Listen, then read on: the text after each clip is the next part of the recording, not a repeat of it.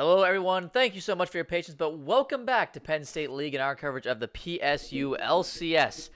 It's been a while, and we're already up to Week 8 on the schedule. Quite crazy to think about with how much League has been played.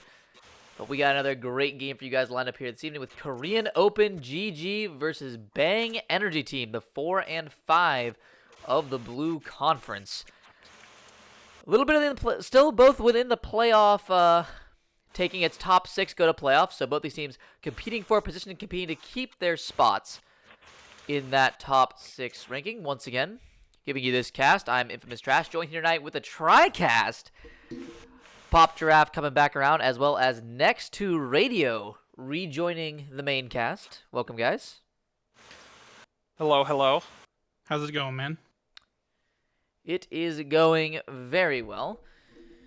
And we First and foremost, I would just like to put out there my interests are very conflicted because as a Bang Energy Team alumnus, I would have to say that my spirit is divided as a sub for KROG and a alumnus of Bang. I'm very conflicted, but I'm gonna, it should be a good game. Nothing but straight bangers out here at Penn State, isn't that right? Nothing but straight bangers. All day, every day. So we're working our way through the draft here. The draft obviously already done on a separate client, so everyone can use the champions that they wanted. I kind of want to talk about that unless somebody else has something they want to talk about because I'm excited just by looking at these champions. You are, wait till they get locked in first. Once they get locked in, we'll talk about them. Stream can't see the draft rules, so we'll wait. So as they come through here on the picks, we can very well go for the discussion. But bans here, pretty straightforward. Tryndamere, Set, and Misfortune, and then Talon, Orianna, Amumu, all staple picks in the current meta. And Orianna maybe a little bit outside, kind of just the safety pick in mid lane, honestly. Hasn't been too prevalent, but Talon jungle super huge. I mean, Amumu support, while significantly worse on this patch, still viable from the world's meta. And then Tryndamere is still super strong, Set still super strong, and MF pick or ban every single game. So bans this game, rounding out quite nicely for both of these squads. I agree, and I'm liking already, if you take a look as these go in, we have this Wukong here in the top lane, which is a fantastic champion that I like to see. These days, especially in these leagues, engage is really, really important, and Wukong is a very, very strong and easy way to get a lot of damage as well as a good engage down on a team. But to counteract that, there is a Lissandra here in the mid lane for Nico, which is another moderately good way to start team fights. So both teams have ways of getting on each other, even if they are not as good as something like a Malphite hitting R. And so I'm excited to see some explosive fights coming in here during this game. Yep, absolutely. I mean, we already have a lot of explosive champions on the Rift. Syndra for the Luniverse. Not a champion he is necessarily well known for specifically, but Luniverse being one of our competitive mid laners over on Team Blue. Certainly proficient on all sorts of varieties of champions. While Syndra might not be as well known as his Rise, still incredibly powerful in the current meta state. Very safe as a blind pick as well. Does outrange most champions, can push them out of lane, and works well into both Zed and Lissandra. So pretty solid for a first mid lane pickup. As KROG, despite having the Zed jungle, is going to go with double AP mid and top. Not something we see too often, isn't Pop? AP jungle? No, it is not. Or AD, sorry.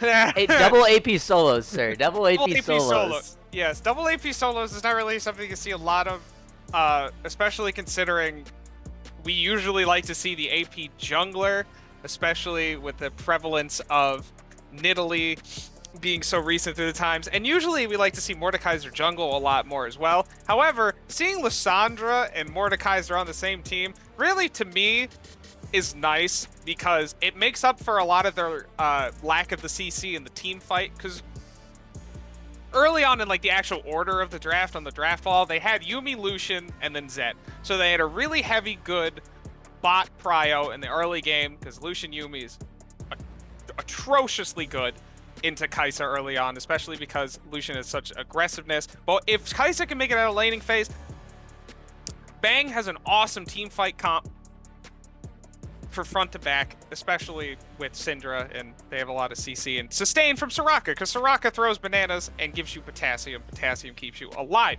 So having both of these, the additional CC, kind of makes up for the lack in the comp early on in the draft. And I think it's good. However, I hope that Pajama Agent can do a skilled enough job and support those AP laners for them to be fruitful.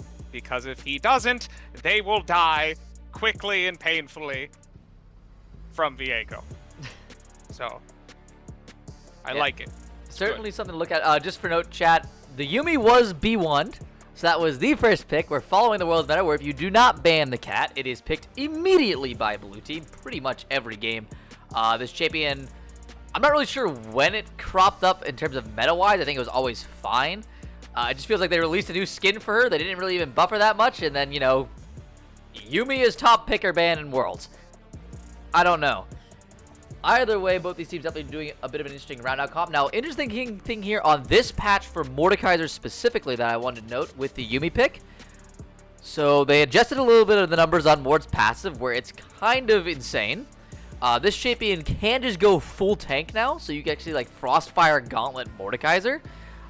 Then you get a Demonic Embrace later on for like your supplement AP. Slap a Yuumi on him, and it's basically an immortal Mordekaiser that does the same amount of damage that he used to when he used to build full AP. So really, really strong, incredibly hard to kill. Yes, you have something like the Kaisa that is very good at burning down tank champions with the passive, doing the good old-fashioned percent max health damage as we like here in our League of Legends. But it's going to be incredibly hard for something like a Syndra or a Wukong to really burst down. Syndra does like to just 100 to 0 targets with the Scout of the Week into Unleashed Power combo. Certainly something that should be feared by a lot of champions in the game. Not so when you have a 4-item tank Mordekaiser who can just soak 3.5k points of damage, and when you have a Yuumi on top of that, is just going to be an artillery platform for the cat to do some serious DPS as well. Because if you do go something like the Luden's build, Yuumi Q can still do quite a bit of damage. On the other hand, whenever I see Yuumi picked, I do like to see 4 carries go onto that team, because Yuumi can just pick whichever one of those 4 is the strongest, or 3 if you want to have some sort of a tank, but usually 4, and whichever one gets in the lead, that's the person that the cat sits on. But when I come here and look at this team, the Lissandra and the Mordekaiser are relatively suboptimal picks for the Yuumi to sit on, so you're really hoping that the Lucian and the Zed can really pop off and get going, because a Zed with a Yuumi on him or a Lucian with a Yuumi, both of those are very terrifying, whereas the Lissandra, not necessarily known for her like scaling and being able to use that Yuumi very well. So slight dyssynergy there. Yumi's still a great pick. I mean, who's gonna say no to a Yuumi? It's just so powerful. It's so easy to play. It's just a fantastic champion. Yep, absolutely. I mean, you're definitely right. Where some suboptimal picks. Mordekaiser is always hard with Yuumi because when he's outside of the Death Realm, especially on this patch with his passive buffs, is just an absolute menace. You're not gonna kill this champion without a significant amount of cooldowns being burned, like CC ultimate, stuff like that. But Mordekaiser has this cool thing called the Death Realm, where he presses R on someone and gets to 1v1, which Yuumi doesn't really like to, you know, hop along for the ride.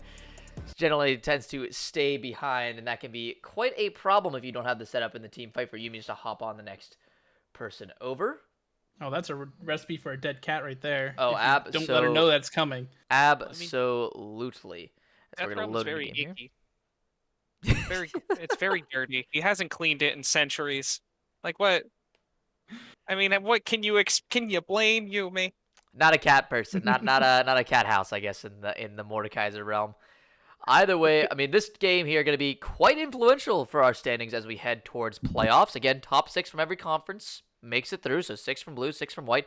Both these teams sitting at the 4 and 5 spots, respectively, just 1 win apart as well. So can mean a lot for positioning. If one of these teams 2-0s can certainly put someone quite into the more secured section where playoffs is almost a guarantee, whereas the other team still might have to really, really vie with some other teams for their spot in that top 6.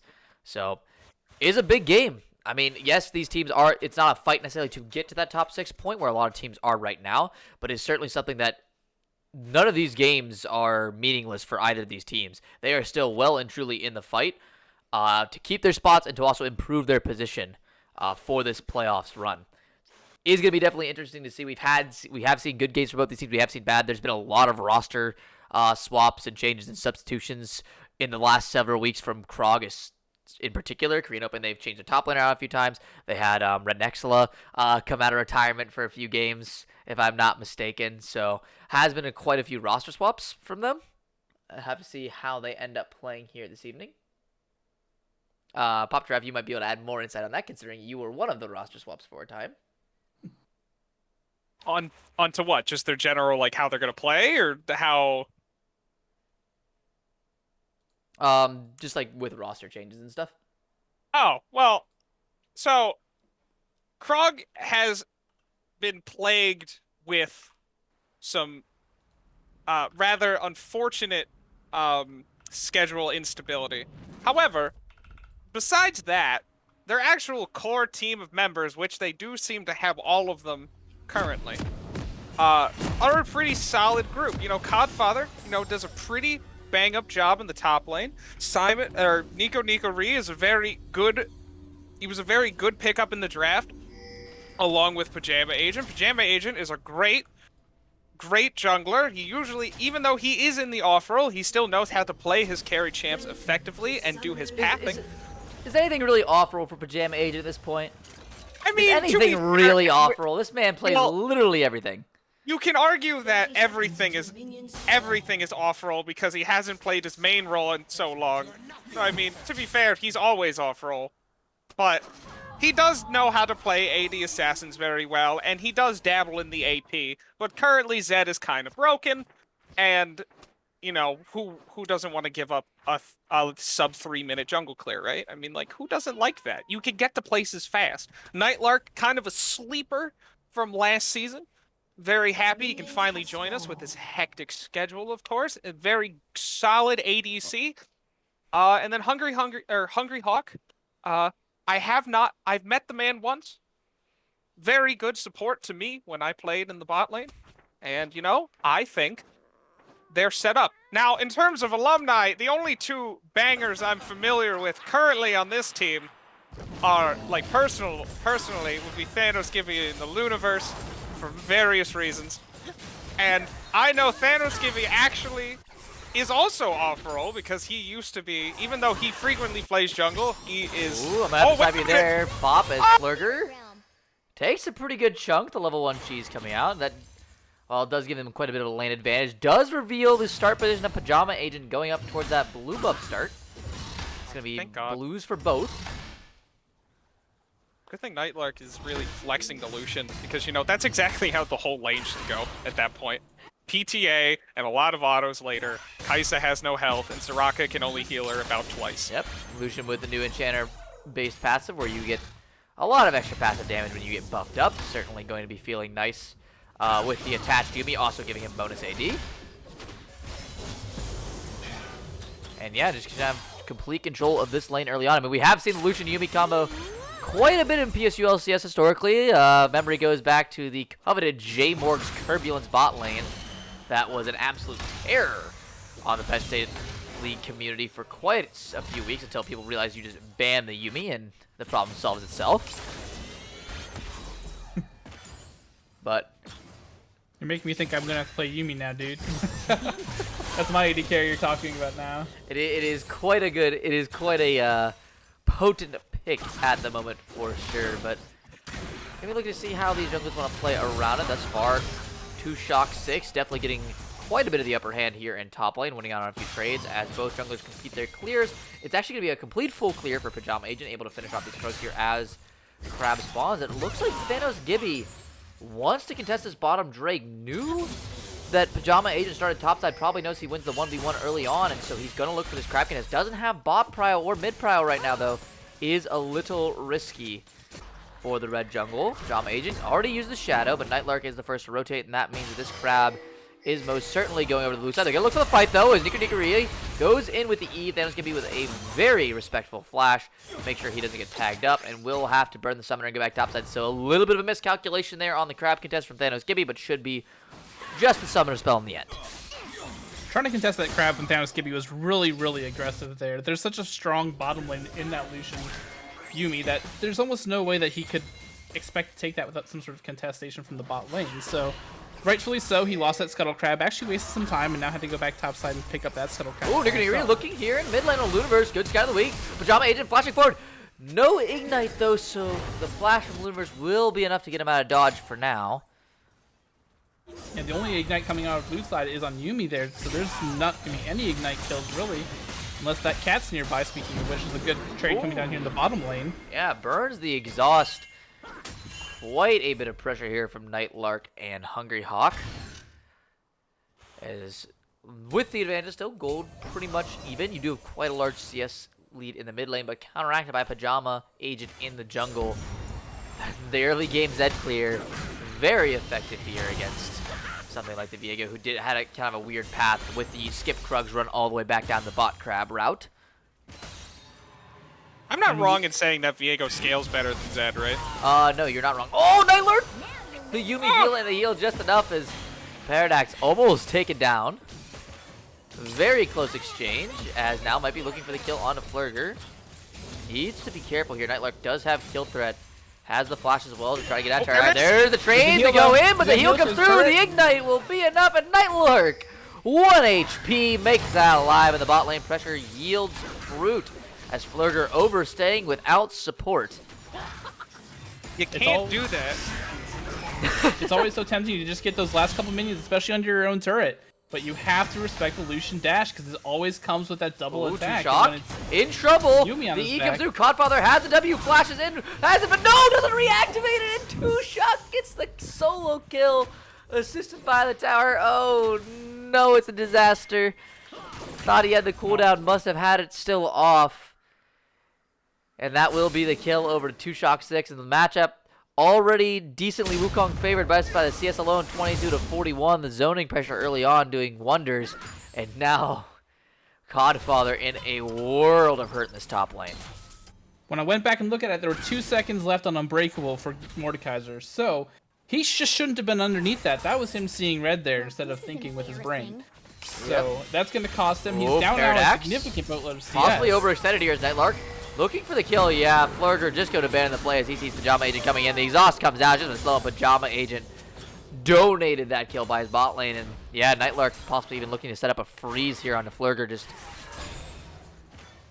nope, never mind. Just gonna shove it out. Just gonna shove it out. Yep, just gonna go back for. We're just going for pressure bot lane. All good. I was gonna bring that up later, but this was a perfect example Hold of on. it. Thanos Gibby, possibly in trouble. Pajama Agent does have the 6. Death Mark is available. He's just holding it for the next shadow. As Nikki going in on the Luniverse. Good scout of the week to get some damage down, but Luniverse maybe not having the damage just yet. Can't find another orb. With bot lane rotating up here, this could turn into a fruitful trade for KROG if they're able to catch out either Viego or Kai'Sa. Yep, Nightlark notably still not level 6, so no calling available. And Nikki finds the Luniverse. Again, just going to disengage for now. No damage yet available. There comes the E back in. Has the Yumi. There's the ultimate, and Luniverse has nowhere to go. Breaks the ultimate out. Not enough to take anyone down as Codfather still trading against 2Shock. Looking for the Unbreakable. Doesn't have it up again, and 2Shock grabs one kills. And meanwhile, on the bot lane, still more trading going through. His Pajama Agent was almost taken down on the backside of that during the exchange. Luckily has the Yumi and the support to continue to heal up. At the beginning of that play especially, Nico rotating around and taking that fight with Universe, while it was kind of scary to watch from a spectator perspective, it was very, very smart, because if Nico hadn't pushed up there like that, Zed would have just been caught and killed there, and it would have been an easy win there for the red team. But as it stands, there was a pretty good trade coming out of there in favor of, well, Lucian got kills, which is what you want, so fantastic I think that was play there. I think that's really just mostly on the macro of KROG, because they knew that Nightlark was rotating from bot lane. He already made it to river brushing. He was already slowly working his way up. And Nico knew that Luniverse was already hovering around that bush in the jungle. So he knew eventually that he was going to be able to Frozen Tomb somebody when Lucian got there. It was good that he took the initiative. Not really face checking, because it's not like he really went anywhere, and Frozen Tombs is secured a kill for Nightlark. And now he got more gold than a Lucian, which is always good. Yep, quite so in this early game, especially to continue to increase his boss pressure as Nightlark. Kind of just waiting for this tick 6 here for the calling, and probably has one-shot potential onto either of these champions. Flurger, no mana, not really able to do too much here in the bottom lane. Though bot lane advantage is being mostly negated for the time being by top lane as Wukong, 1,000 gold up over his opponent, so quite the even trade there. And here comes Nightlark, trying to find the calling in the ult, but a good flash from Flurger means the disengage is there. And no one will fall here in the bot lane, saves the heal as well. Well played by Flurger. disengages 2 big cooldowns. Out and available and still has the health to spare to contest this wave for now. At least get the experience, as you're going to miss a few minions. No harm done. Get a good plate, get some gold, in and out.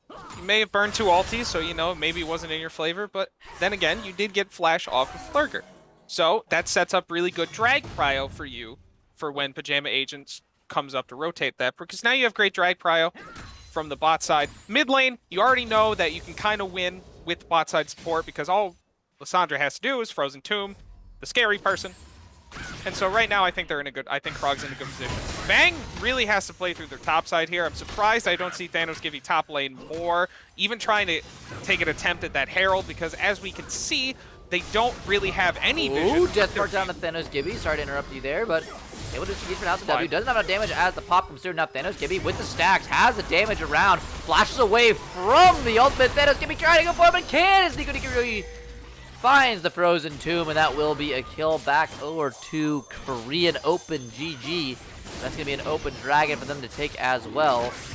Not too much else to contest here. Waiting on Flurger to come back down into the bottom lane. Luniverse not able to contest as well as Codfather having to deal with 2-Shock.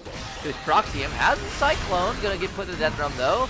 There's the Unbreakable. It misses the Obliterate, so it's just going to be doing passive damage here over the wall. 2-Shock not in any real trouble here. Trying to get a rotation up at 2-Shock. Looking for the getaway. Codfather going very low. Doesn't have the Unbreakable back up just yet and will have to disengage and allow 2-Shock the escape with just the flash. Oh, Codfather, what are you doing? Oh, Don't Pajama Agent. Codfather going low. It's the trade as well. 2-Shock grabs 1. Looking for 2 is Pajama Agent. No death mark available. Going very low. 1 more auto tech is going to do it, and it's the double kill in the 2v1. As mid lane, Luniverse. No Frozen Tomb available, so should be just fine there. Finds a few orbs. Flash forward. Unstoppable power. Just enough for the kill. As Paradox as well. Flashing away. And suddenly things look great for red. Popping off here all across the map for Bang. It's a little bit of a slow start here, but 2-Shock now unstoppable 4-0 with a 40 CS lead in the top lane. Codfather should not have went back in there. He No. was way too low. The only thing he had was wave. I mean, he definitely got baited in by Pajama, right? Pajama said, "I'm coming. Let's kill this guy." Yes. Didn't have the death mark. If death mark's there, it's definitely a kill. But without death mark, it is quite difficult with that armor stacking. Now you have it. 2-Shock though, getting away for now. Yeah, Pajama Agent just gonna disengage, and death mark doesn't get anything done on this Wukong. Just gonna be able to crash the wave now. Death mark not on that long of a cooldown, but 2-Shock perfectly okay to take that kind of a trade. Paradox is playing with fire here. When you're this low, As a wish, Nightmark flashing forward for the kill, but the turret definitely not going to claim him. Thanos Gibby not doing any of the kill. He's going to be a shutdown over for the side of Flurger, so maybe a little bit overly aggressive for a Soraka kill. Give it over that shutdown, but either way, a kill is a kill. Like I said, when you're that low in Soraka, you can't stick around. You don't have a way to save yourself. So you just need to give up the experience you're going to lose, recall, and just pray to God that your AD carry can hold out together. Or, in worst case scenario, your AD carry comes back with you. Yeah, but not really a worthwhile trade in the bot lane here for the side of Korean Open. Flurger they grab himself quite a bit of free farm here, start catching back up in that CS department, grab himself a shutdown as well, so does get a lot of gold back, despite another kill going over to Nightmark. So isn't going to be too unhappy with the trade here. Now, if he overstays and is denied the back, this could be a very bad lane situation for the Kaisa, as Nightmark does have the Gale Force in inventory. But map states kind of flipping on its head, now favoring the side of Bang. Yeah, Bang, all they have to do, Pajama dropping the Herald bot lane. Yeah, Thanos Gibby is here, finds a stun. Pajama Agent, though, has a shadow. Thanos Gibby, though, going over the top, thinking he can grab this one. Nightmark, though, first on the rotation, can't get struck over the wall. Thanos Gibby goes down to the Calling Wish, is just not enough to go through. His Wukong ulti canceled by the Death Realm in top, or teleport canceled by the Death Realm in top lane. And the collapse just can't come through for Bang. And so KROG gets out with 1 kill. A clutch play coming out of there from Hungry Hawk there. Ooh, and here we have a fight coming out. Yep, Codfather with has Wukong no hopping Death onto Realm. Mordekaiser. 2-Shock looking for it. Cyclone, though, not really going to be enough to finish off as the Unbreakable was available. That's just a miserable lane for Godfather at this point. It's just he's got luckily Mordekaiser can build take now, so it's not as doomed as you're not getting one shot by the Wukong, but it's certainly not a favorable position to be in nonetheless when you're up against that Divine Sunderer already completed most of the way toward a Sterix gauge as well. I do agree though with how Godfather is itemizing. When you earn this position, it is probably just best to get turns your down armor boost Flurger. due. In some trouble. One more on will do it. There's the Lightbringer. Can't get forward though. It's now Paradox, the target. Speed boost from the Q though. Gonna be able to get him away. Though it's the pursuit. Pajama Guardian going in. The ulti coming out from Yumi. Not enough to take down Flurger as Paradox running away. The Death Mark once again does not do enough damage. And now Luniverse came in with a TP. 3v1. Just gonna throw out some orbs and go away. Nico reaping the benefit of that farm in the mid lane. That's not what you want to see when you see a Zed ulting onto a Soraka. That should be a dead Soraka already. But I don't know if he missed skill shots. I didn't quite get to see what happened during the ultimate, but he just didn't get the damage down. So he hit the mark and then he wasn't able to press forward under tower because he hit the mark, hit the clone under tower, missed the Q, and then he had the TP right back because he had no wave or anybody else around him to take prio from him. So he really just didn't have that much damage besides the mark itself going for him. So Soraka was really able just to burn ulti and then really undid everything. Again, has the Cyclone. Rock 2 not going to be able to find anything as Codfather. Is pretty tanky with the Brambles. Death Realm gets canceled by the clone. Unfortunate.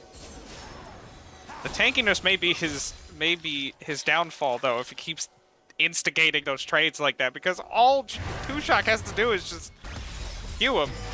Nightlark looking for Paradox here. Colin comes out, finds the kill quite easily. Now Thanos Gibby on the backside. Exhaust comes through from the Yumi. Thanos Gibby not going to do too much damage. And there comes the Scatter of the Week. And Flurger to find a kill instantly. Now ulting into the backline, but Nightlark still very healthy. Has the Yumi, but the stun there for Thanos Gibby in the reset to bring it forward. Now he is the Fed. Lucian Pajama Agent, though, is strong enough to grab the kill in return. Going to be a lot of even trading here towards the Drake. Luniverse, though, the last one around. Yumi grabbing another ultimate. Scatter of the Week and disengage for now, but it wasn't a stun. So Pajama Agent not going to take too much damage out from that one. Is going to start the Drake. Still has to be careful. Luniverse in the area does so much damage on their Syndra. Deathmark is available.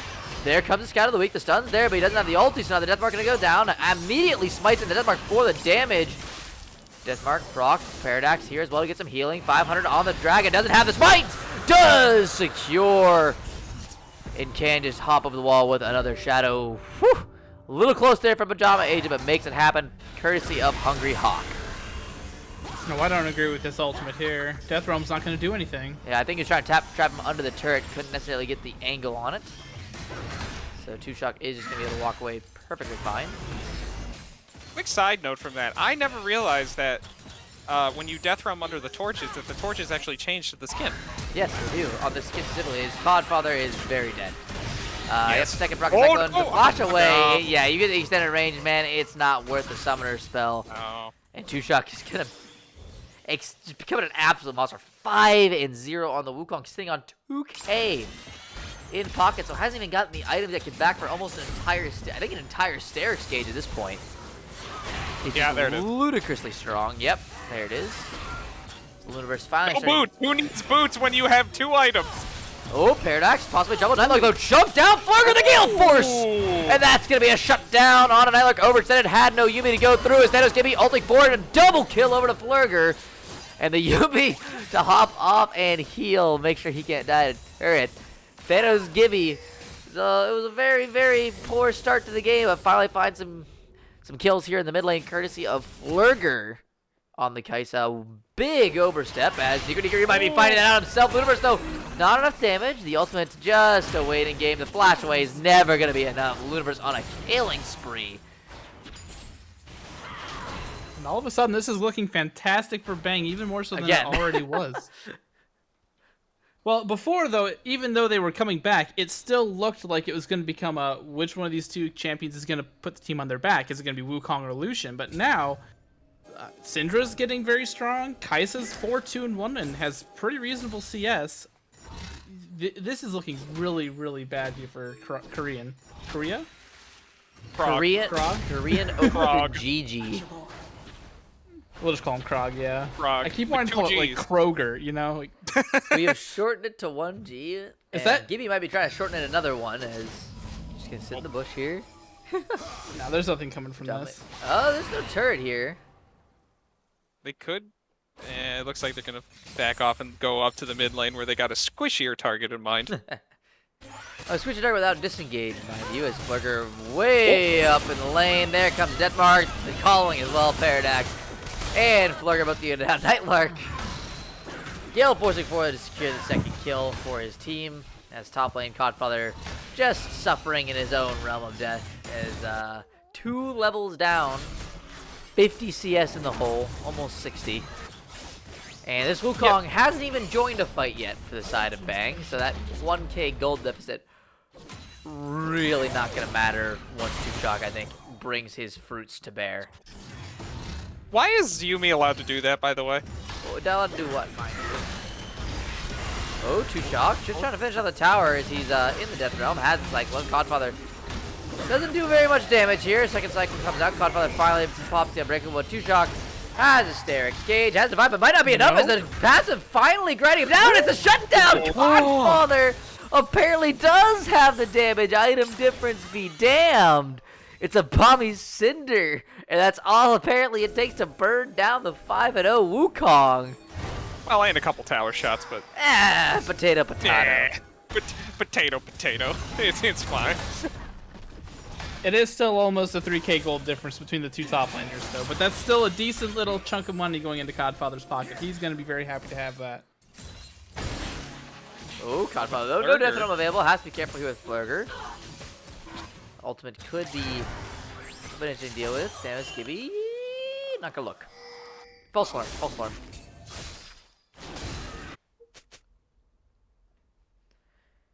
And now we got about 40 seconds to the Mountain Drake. KROG, currently the ones with the stacks, working towards that soul. It is a very late Dragon Soul, by the way, here. Going to be going around the almost 30-minute marker, which is quite late for a soul spawn, especially when both Drakes are currently on one team. Yeah, unless KROG wants to start stacking them immediately and quickly, I don't think Dragon's going to be that big of an objective for the rest of this game. Usually games will end before that time, and I mean the teams are pretty balanced right now, but I have to imagine that something's going to break and one team's going to get a major advantage here coming in the next 10 minutes. Yeah, I think the biggest downside is that really, I think Bang kind of put themselves in the hole. I mean, granted, they're making it, they really put themselves in the hole because Thanos Gibby was never top lane to, like, you know, contest with Wukong. Aggressive TP. They're going to back off for now. It's going to be a 5v5 for the Dragon. Calling coming out early, not finding purchase on anyone. It's just a walk away from the side of Bang, and the Yumi ult to use as well. Pajama Agent now going in, has a Deathmark. Paradox going very low. The exhaust not going to matter, and there's the kills. Meanwhile, on the bot side here, Ludiverse stunned up. Nikki finds the shutdown. Codfather doing all he can, but Shock is just too tanky for now. Thanos Gibby finally falls. Pajama Agent finds that one as well. Flugger ulting in, but he's immediately rooted up, taken low, taken down, and Shock. He has the goal, but he's the last one left. Gore Drinker on the Pajama Agent, not going to be enough. Taken out by Nightlark, and it's a full team wipe over for the side of Korean Open. GG, and it might not be GG yet, but that's one heck of a statement to make. And that was a fantastic eyeball there from Pajama Agent to notice that the Soraka and the Syndra were off kind of by themselves, and neither one of them is really going to have that easy of a time, so he goes over there and picks off the two easy champions with some help from Nico. And that, I think, was a major part of this team fight, because without your Syndra to blow people up to get your Viego kind of going, it's all on Wukong, and he just wasn't capable of carrying that whole fight and his section of it. It was a very good catch coming out of there from that Zed, and he managed to get the kill, and that was really important. And I think the gold diff in the jungle is kind of becoming a lot more prevalent now, because Viego was very not helpful during that whole fight. I mean, he was there to kind of catch the brunt of it, but he couldn't do anything. You can't stop the Zed. You have the Lissandra. You have the Frozen Tomb. And, I mean, he couldn't really do anything to lock down anybody or really burst anybody down, which is kind of what you need at this point, considering your only primary carry, until Flurger can kind of get his hands on a little bit more damage, is Wukong. And like we just saw, he can't 1v9 even if he has 2 items at 50 CS up. So I think we're seeing here the carry deficit that we have on both, that we're kind of having on both teams. The jungle diff is really becoming a lot more prevalent. Lissandra's really kind of doing a great job with her frozen tombs and locking down who she needs to, and Lucian's just getting so much more gold. Codfather's gonna die. Maybe not. He surprised us last time. Still has the unbreakable around. Is quite tanky. His mid lane Paradox. Good night, sweet prince. Two shock though. Still dueling Codfather, who's winning out. This is the power of Take Mordekaiser, man. The damage is all in the passive. Two shock is being burned down. There's the Depth's Grasp back in. Two shock. One more obliterate. Codfather. 3K down. Solo kill on the top lane as Nightlark burst down by the Luniverse. A little bit of an overstay there in mid. All right, I've eaten my words. It seems. Welcome to Tank Mordekaiser, where his passive still does just as much damage. All right. Amazing. Why build Omnivamp when you can buy Frostfire? Frostfire Gauntlet and a giant spell. It is what a time to be alive in League of Legends. We had Zed jungle in the meta. Yuumi is a first pick on blue side, picker band champ, and Mordekaiser builds full tank. Assassins are building bruiser items. Yep, assassins have Gold Shrinker and Xerix. It is a time to be alive. Yuumi build the AP, full AP.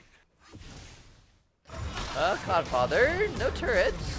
That is keeping it hide under, so maybe a little bit of ill advantage. Codfather has a W, but I don't know if he has the actual healing here. Doesn't have the vamp.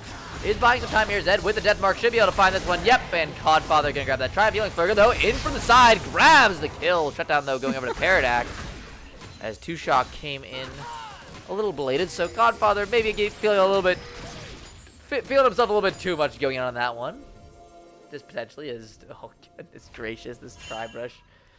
Oh, that is scary. Alessandra, Zed, Yuumi. Ooh. Oh, but it looks like Nightlark is... Oh, Ludiverse just got it. Oh, no. Oh, no. The combo was done backwards. We'll all just kind of throw our ultimates and see what happens. And we, there we go. Scatter the week into the Unleashed Power is preferable method. As Pajama Agent's going to be exhausted down here.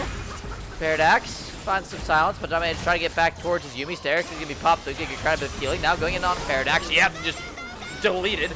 Nightlark and friends coming into the fray. Two Shock. One man versus the world. And the world is crashing down around him as he accepts his fate. Sits in the bush, lets Nightlark pick up another kill, and now it is suddenly a 5k plus gold lead for the side of Korean Open GG. 3 Dragons, their name's Mountain Soul up here in just 40 seconds. Ludiverse does have teleport to get back in, as does Two Shock, so it will be able to be a 5-man contest if KROG wants to guess it, which I think at this point is recommended. I think at this point we're kind of seeing the transition from early game Wukong to mid game Wukong, and that's really him. The whole point of early game Wukong is so you get lane prio, because he can trade very efficiently, especially since he got Sunder so early and he was up in gold so fast. However, now that we're in the mid game and we're 28 minutes in, all you're really worth is CC. And you kind of need Cinder to do all the damage. Oh, Scatter the Weak! Oh, yep. Finds his way on the Pajama Agent, but he's so tanky with these bruiser items. Has a Yuumi as well. Two Shock flashing in, trying to find Nikki. He's chunked low, but not brought down just yet. Does open up a window for this Dragon to be started. TP is available for Nikki. If he can get the back off, no, it's just going to stay. As Dragon down to 2k. Pajama Agent gonna look for his deal with the shadow. Goes in, but it's smited away by Thanos Gibby. And now the roots come through. Pajama Agent caught in the cycle. Nightlark trying to get away, but he's caught out as well. Flurger with the kill. Meanwhile, topside is going to be a tower secure here for Codfather, so they do get something out of it, but a big win for the side of Bang. Needed that one coming through. Denies the soul, grabs a kill onto the Lucian as well. Almost 2 onto Nico. Nikki finally gets his mid lane tier 1, is suddenly able to bring themselves a little bit back in. Still down the 5k. all right, as the teams kind of settle down here for hopefully a couple seconds so I can pontificate. Soraka, just biases aside, Soraka is probably one of my favorite characters in the game just because of the fact that she is an objective. I have to stop you again. Thanos Gibby has to find a flipping Thanos game. Gibby. Does find some engage on Godfather here, but this is a very tanky Mordekaiser. That passes a lot of damage. Has to ult away. He's not going to land on anybody. The Death Realm is finally going to expire. Two-shot goes in. The Wish comes through from Paradox. Trying to keep that Skippy alive, but there's the Death Mark. So he is dead to rights. Parp not going to kill him off. Great healing on Straka's Luniverse finally TP's in. Finds the Unleashed Power. Finds the kill on the Godfather. Pajama Agent shadowing forward, looking for the red spine onto Luniverse. Nikari finds it with the Frozen Tomb, but the shutdown going the way to two-shot. Pajama Agent still alive. The Yuumi healing doing so much, and Thanos Gibby can't make it work. Another heal comes up from Paradox, but the Zed continues his reign forth. Shadow EQ double kill. Thanos Gibby maybe next on the menu will be as the ace comes through courtesy of Nightlark. And it's collapse after collapse and collapse, all turning in the favor for Korean Open. So you were saying next radio? What were you? I was gonna say that Soraka becomes an objective in team fights because if you take her down, oh, sorry, she does so much if you don't take her down, which a lot of champions are like that, but very few do it quite like Soraka. Yuumi does it as well, but she's untargetable and you can't really take her down. Paradox's positioning during most of this game has been pretty sus, except for that last fight where he was pretty well positioned most of it. But above all, Soraka positioning is one of the most important things. You have to be close enough to heal people that need it, while far enough away that you don't get popped yourself. So in the coming minutes, Paradox's positioning is going to be one of the key factors as to whether or not his team can hold it together in these team fights, although the gold lead is becoming such that maybe it doesn't matter anymore. Yeah. But in that last fight especially, we saw him dipping in and out, but he didn't quite get as many heals as I would have liked to see, and that actually could have been the difference. You saw him there save, was it Thanos Ghibli from the Zed ultimate? Yes. Like, those heals are strong. You have to be there to give them, but far enough away. And so that's what I'm going to be looking for personally in these next fights. Also, but again, that's the only because I'm person with entirely Grievous biased. wounds on Bang, the only person who has any Grievous wounds at all for this Yuumi and a Zed with Gore Drinker Soraka. is just Paradox, who does not currently have the completion of the Hextech Putrefier. Who also So, just bought that, by the way. there has been no Grievous wounds versus a fed Yuumi comp. They just bought that. That might be within turbo. the That last might 2 be a little minutes. turbo grief. Oh my. That might be a little turbo griefing. I mean, to be fair, Hungry Hawk built Putrefier first. That's what So you do in the heal lanes, He yeah. knew, yeah, exactly. Like, so he understood that a Soraka heals people, and that a Wukong and a Viego. a Wukong and a Viego, who both have Conqueror and built Sunderer, also sustain a lot. Why on earth would you not build Oblivion Orb like first item? Who knows? I'm not a professional or a doctor. If your but support can build Oblivion Orb in lane, it is an incredibly potent tool as an ADC because you get so much more freedom with your build path while still getting the benefit of previous wounds into these like Soraka Yuumi lanes. As we're just getting a little bit of a standoff though. Godfather caught out. There comes the Sky of the Week of Silence there.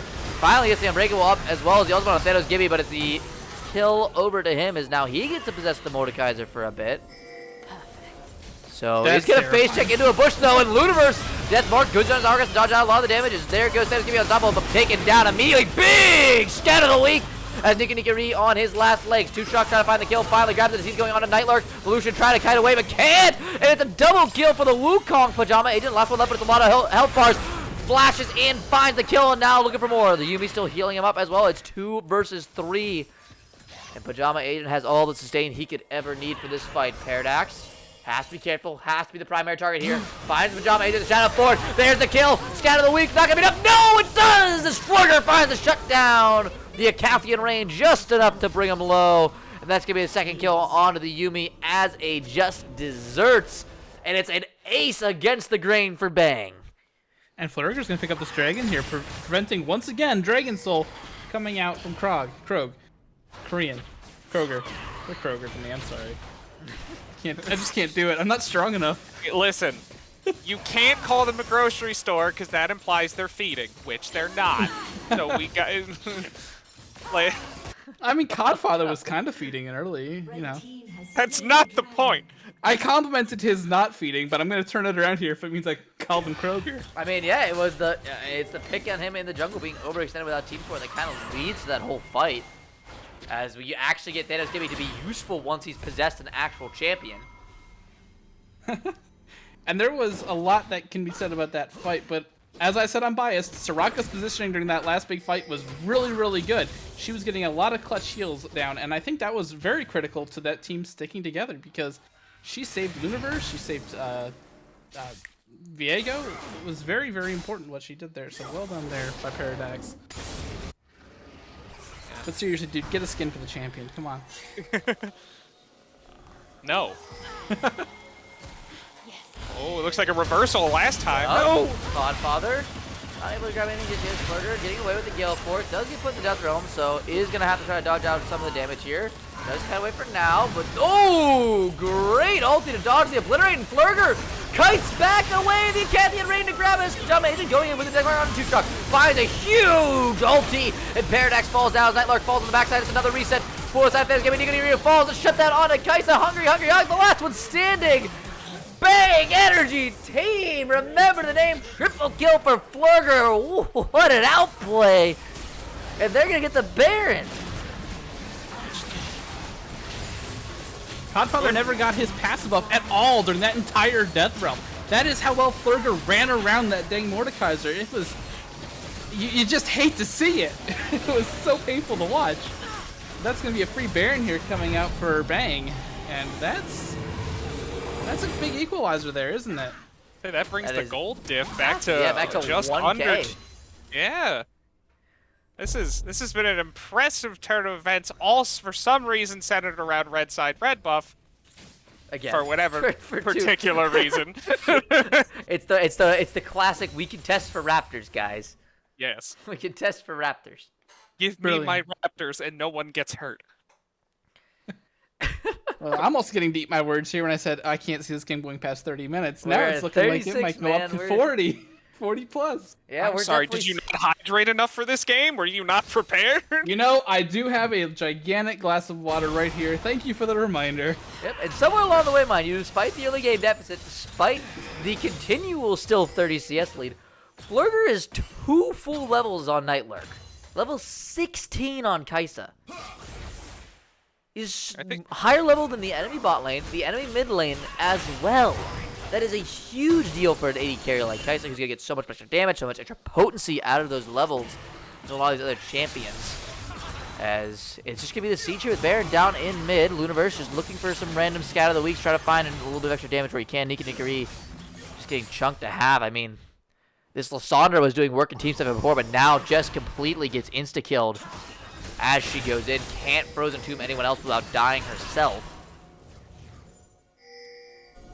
It's a very tricky situation as Nightlark chunked low big, healing on the Yumi. No, doesn't matter. The unleashed power from Luniverse takes him down. That's the death cap difference. And this is going to be devastating. They're at least getting an inhibitor, probably at least one Nexus turret if they want it. Yeah, gonna need another wave here to crash here before they can really look for anything else unless it's a pick. Luniverse just continually throwing out these massive damage skill shots. And it just give me the single cannon tease. There's no more range left. Full side of KROG really contested. Godfather just looking for a pull. Pajama Guard looking for a pick. And he's going to be the tower. Eventually they're going to fall. Is this going to be where KROG decide to make their thing? Good damage here from the shurikens from Zed. The inhibitor does fall.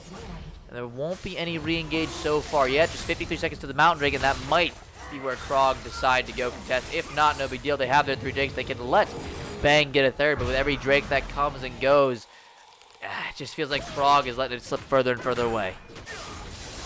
And can you imagine a double Mountain Drake, Mountain sold up Mordekaiser that's building nearly full? Oh, Pajama Agent caught out, taken down Luniverse. With the pick is not Thanos. Gibby possesses the Zed. Can't find the kill though. No death mark available, so kind of hard to.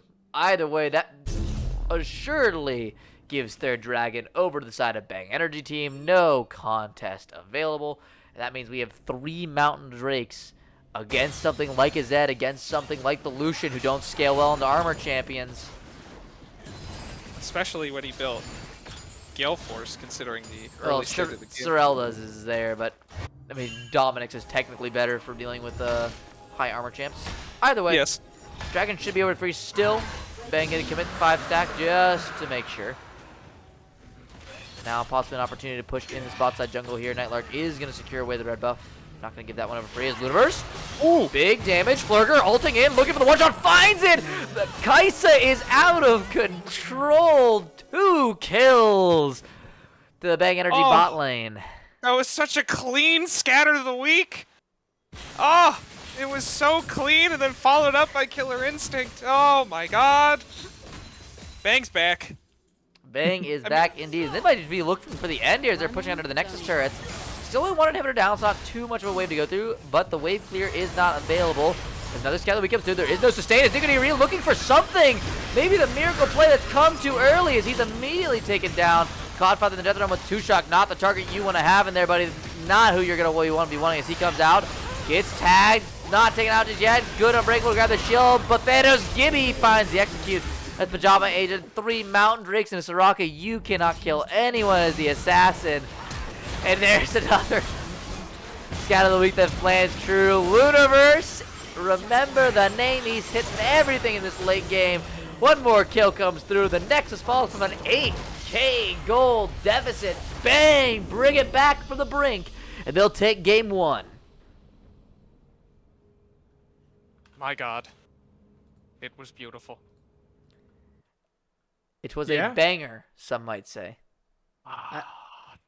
Nothing but bangers at Penn State, I'm telling you. I had to throw my 2 cents in there, but incredibly played game here from the side of Bang. Absolutely insane. In terms of being able to bring it back. Luna with those catches with the what was it, Unleashed Power? I'm sorry, I missed. Unleashed Power is the ultimate scat of the week. Yeah, scat of the week.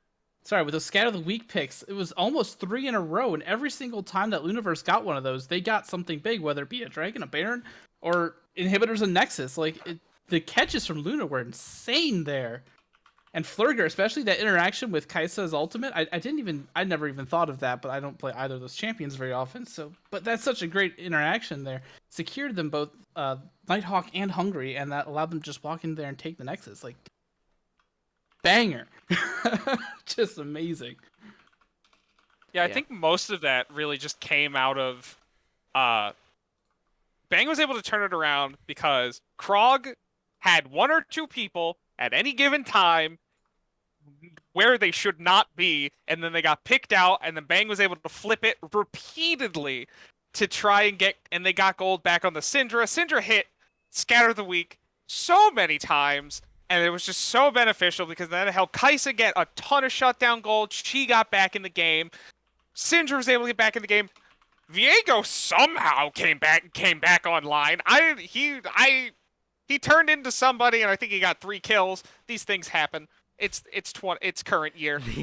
These things occur. These things happen. But I think the real biggest flaw was that Codfather got picked at least twice up by that red buff. Pajama Agent wasn't really able to capitalize on any of the past laning phase. He wasn't really able to do much except secure 1 more drag. But then once it came to that, they were always 5v5ing, and he wasn't really able to do anything. And then even Nico kind of tried too hard to get the CC on the carries because that last thing you saw, he tried to run forward and Frozen Tomb the Syndra, but all she had to do was Zhonya's, and then nothing happened. Then Lissandra got CC'd into the ground and returned to the snow from when she came. So, I mean, it was a great job on I'm getting told I'm gonna ignore those. But yeah, no, it was a great way. It was a great turnaround for Bang. It really was. And I think they made up for not capitalizing on their top early game carrying and trying to get those heralds by transitioning to the awesome team fights later on. So that was awesome. Absolutely. I mean, the pick in the top side jungle basically brought the game back. I mean, props to Lunaverse for one. Laning phase was a little troll in the early skirmishing, but late game team fights did his job pretty much as well as anyone could hope for as a Syndra. And then especially Flurger, in terms of improvement as the game went on, had some pretty insane outplays. So Pop called it. You guys didn't hear it. It was while we were watching the draft go down. Pop called it when he said that if Kaisa gets out of lane phase, she's gonna be a monster, and that's exactly what we saw near the end of that game there. Flurker stepping up, doing lots of damage, killing lots of people. I do, though, want to point out Hungry Hawk, by the way, 27 out of 32 kill participation. So Yeah. that cat was there for everything. Oh yeah. And also Codfather again, even though he had some pretty poor plays near the end there, face checking near Raptors, all that jazz. He was a really powerful character despite how much he got shut down there. So just the durability and the ability to come back in there, keep his mental going. So I mean, and I'm not giving enough attention to everybody over there on KROG, but they did great. Both teams did fantastic. That was a fun game to watch. And Yeah. unfortunately, though, I have to dip out because I have my own game that has to be popping off here in about 10-20 minutes. I won't be able to watch the rest of this game with you guys. Oh no. I know. Alright. It's a tragedy. But hey, thanks for letting me hop on and say hi and spout whatever Absolutely. dumb thoughts come to my mind. Thank you for your service, sir, and good luck in your Rift adventures. Awesome. Thank you, guys. Y'all have a good Alright. night. You too. You as well. Best of luck, sir. Thank you. All right. All right, your name is wrong again, but that's just because of TriCast to Duocast this time. It's okay. All I right, think people figured it out very quickly when yeah, I mean, said. it just happens. I had set up before the game, and we kind of switched to live cam, and I realized, oh, because Next Radio turned his camera on, now the order swapped in Discord. fine. So it's a little troll. But we're going to take a short break here as the draft continues. Take a breather. Yeah, stretch, take a breather, get some get water. some water. I need some water because my room is currently 83 degrees Fahrenheit, and I'm Gross. low-key dying. But we're going to take a quick break. We'll be back to you guys here for Game 2, which is, if it's anything like Game 1, we're in for one heck of a treat. So we'll see you guys here in just a few minutes.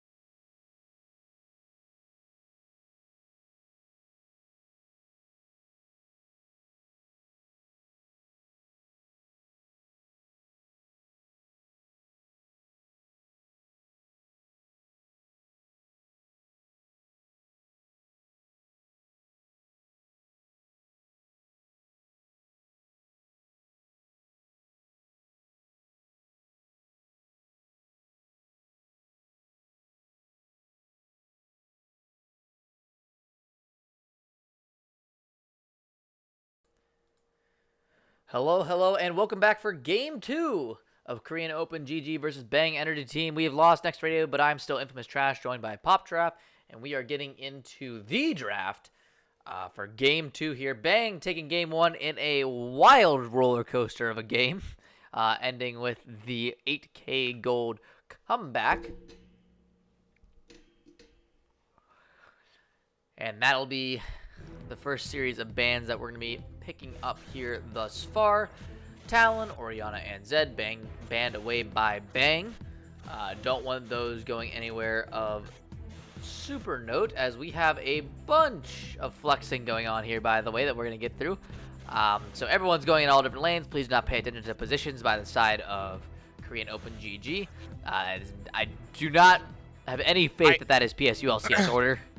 Yeah, it changed very quickly. The positioning changed dramatically by the time 4 and 5 came around. Yeah. So to be perfectly honest with you, we can give you logistics of maybe where they are, but that's about it until they actually move. However, Bang is a little bit more cut and dry. Bang is in the correct places. Bang is good. Yes, Bang is great, and they're very cut and dry with their actual champions as well, because they are picking for themselves. So we have 2-Shock on the Mundo. Mundo was a response to the Malphite. He's very good into the Malphite with his new passive after the rework. Very good damage, right? Bruisey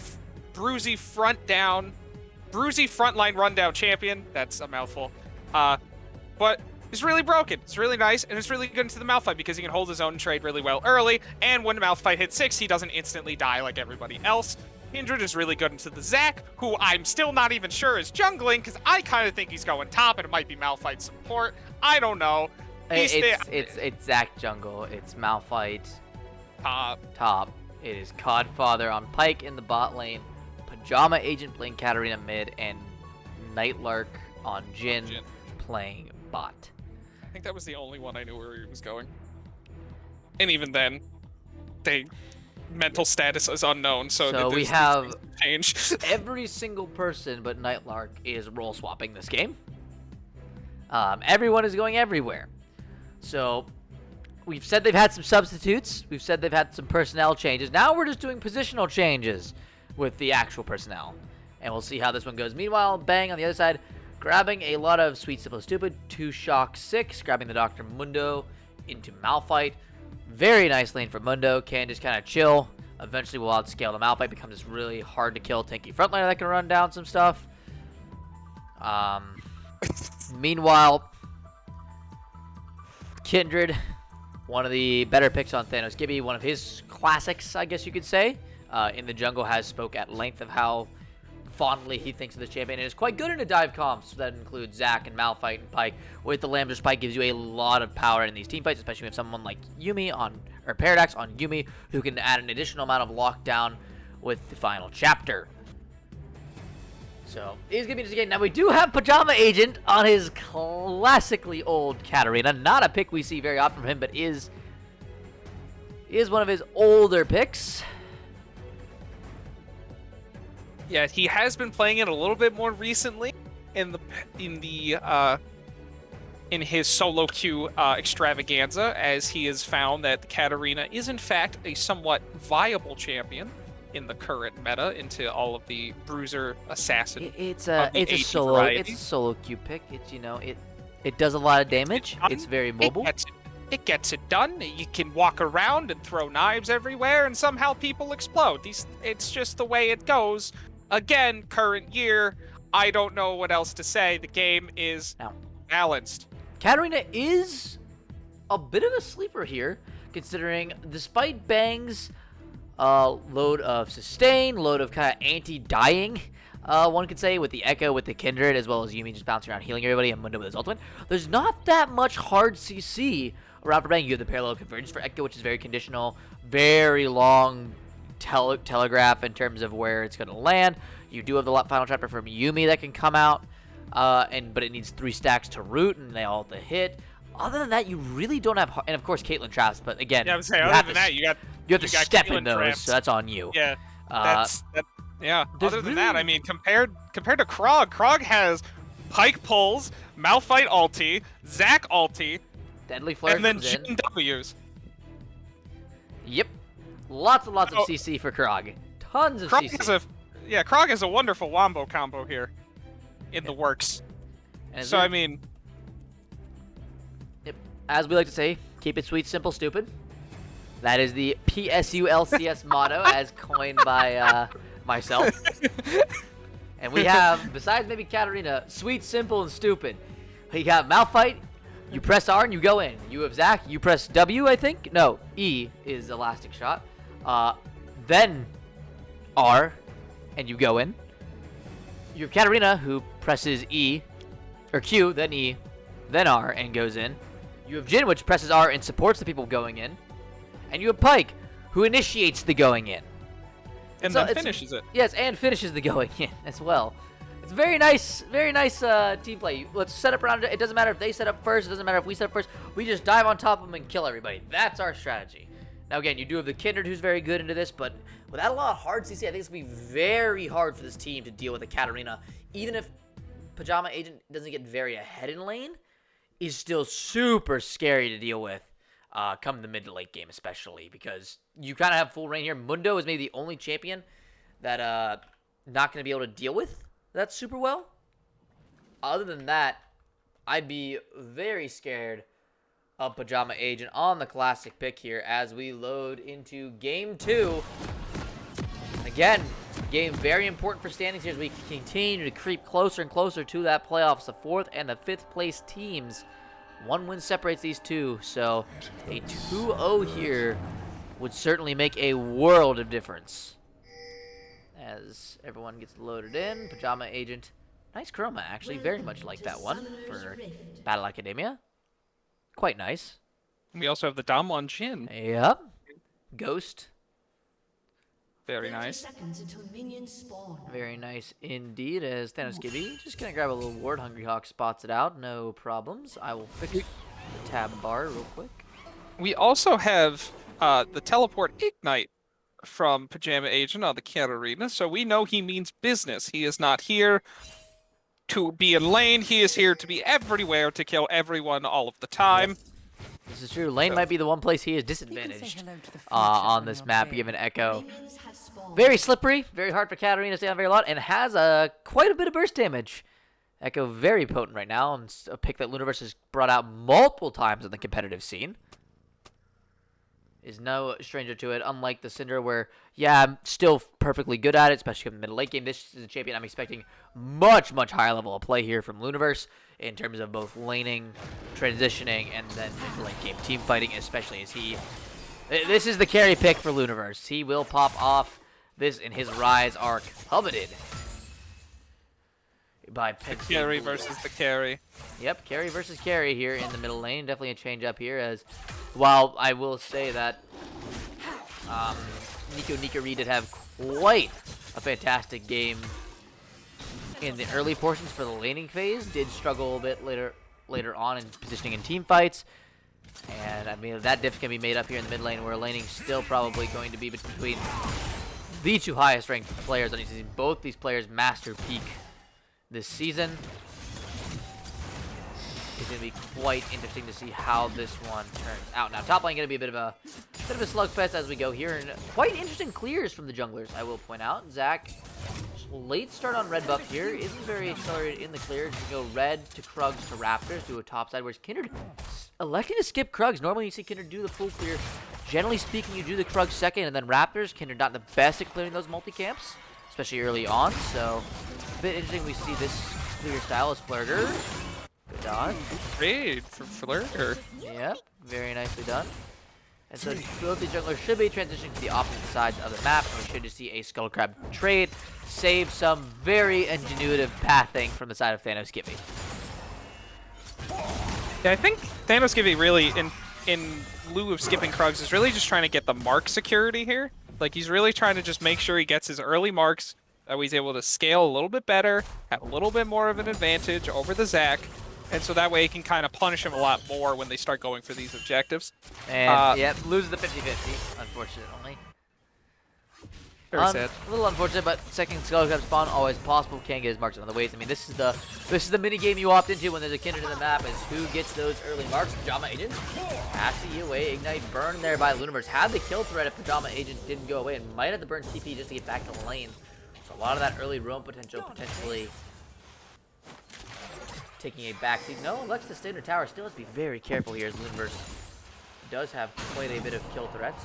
As Xanathan is just going to go for a small top lane gank to build some pressure, crash a wave, and we'll be transitioning back to a little bit of a lull state here. And Kindred hovering around that top side. Trying this top side as we're directing camera, just keeping us on bot lane trading pattern. Yeah, maybe a little bit of overstay from this. Gonna be quite far behind in tempo.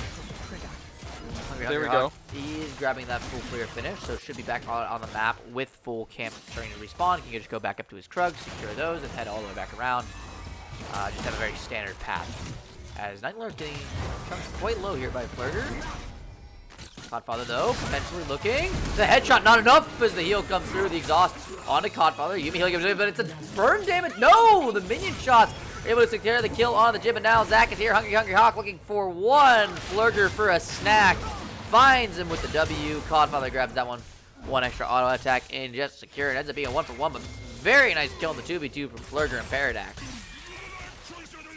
Yeah, it was very well. That was very good trading from Flurger. He hit his E very well. He used the minions to his advantage, and he saved heal till he needed it. Pajama coming up. Oh, that's unfortunate flash. I think he meant to go over the wall there and try to cut him off, but couldn't flash through. I didn't see anything. I don't know what you're talking about. It happens to the best of us. Yeah. Like the effort. Paradox. Oh, in trouble. The hook comes through. There's... Okay, never mind. Never mind. They don't have damage. They threw a trap. Never mind. No damage. Unfortunate, but... Codfather put out a message. He can hit the hook. That's all that was. It was just more of a flex of authority. Luniverse is level 6. Hasn't leveled the ultimate yet, though, so should have quite a bit of damage as Jump Agent. I mean, this is the Echo laning versus Katarina here. Melee matchup versus a burst champion. You are not tanky. He will just start to win out very quickly on. This Burger moved up. Voice shot comes through. Good shield and heal from Yumi. As Hook just going to be dancing around with some minions. And once again, second mark spot on this bot side grab where, unfortunately, Thanos Gibby has no pressure on this Kindred. Continuing to suffer through this early game. Not being able to get very far accelerated at all. So even though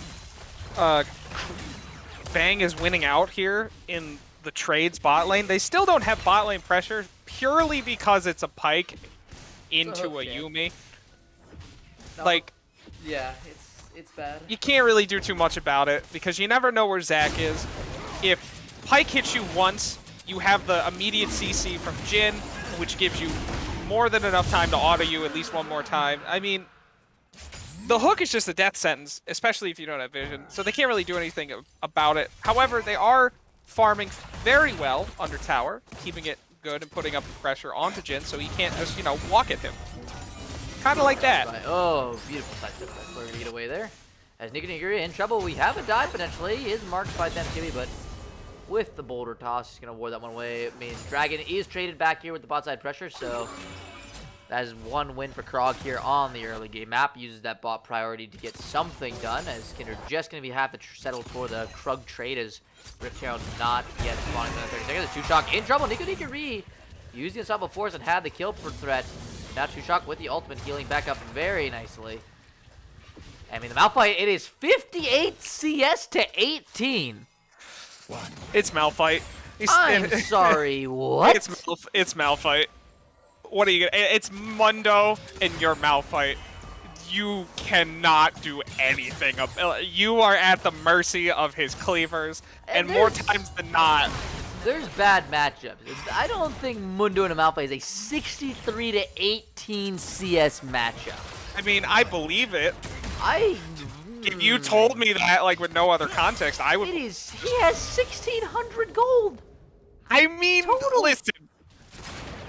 That's including the 400 you get for starting the game. Well, he got Balmies. That's good. Yeah, it's all of his money.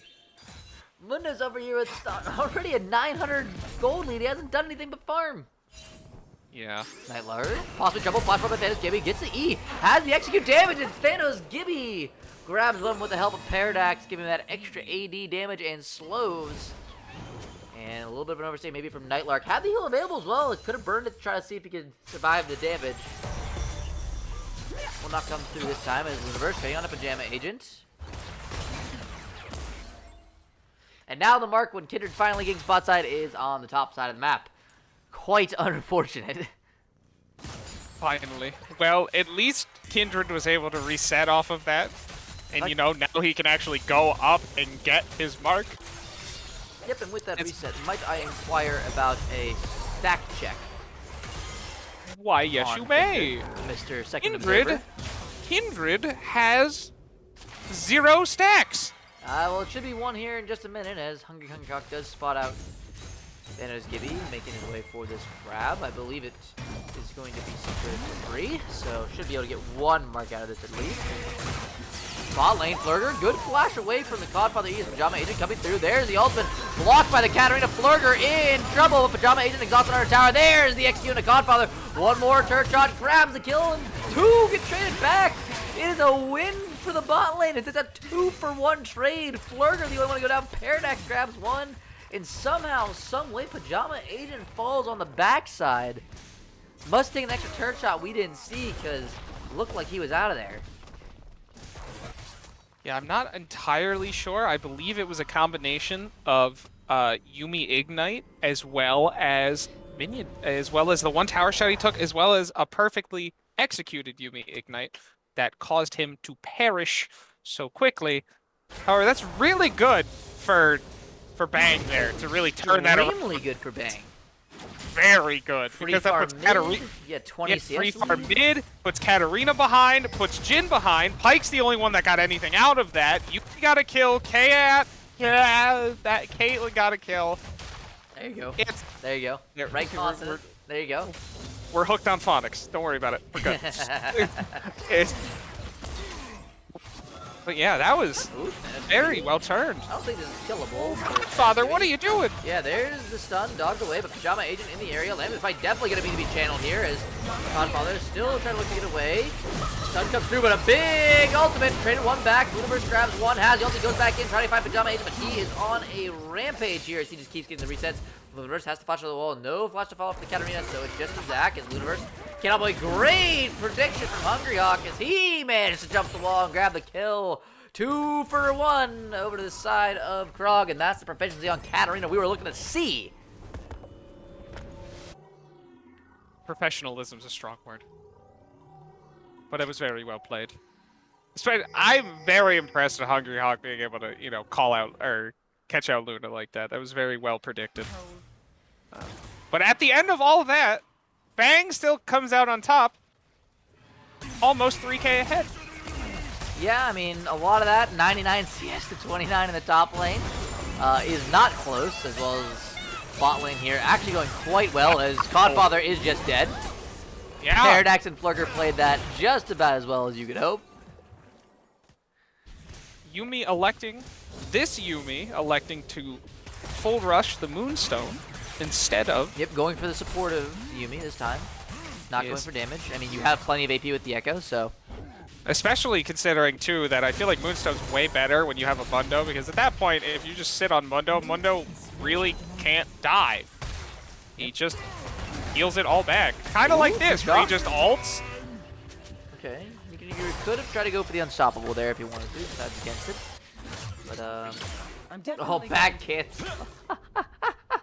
Oh, that's, you hate to see it as an AD carry. Your back gets canceled by an ace in the hole, and now you're just taking a crap reset. Actually denies the reset entirely. Nightlark forced to stay for another wave.